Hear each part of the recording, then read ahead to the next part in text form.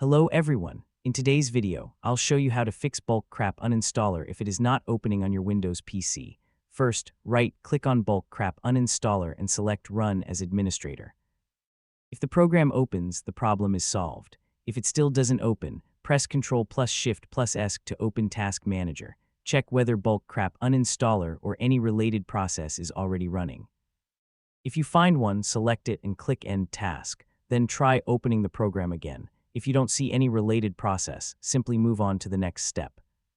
Next, open Settings, go to Windows Update and click Check for updates. If updates are available, install them and restart your computer later. After that, open Windows Security and check Protection History to make sure Bulk Crap Uninstaller hasn't been blocked. Then, verify that Microsoft Net Runtime is installed and up to date.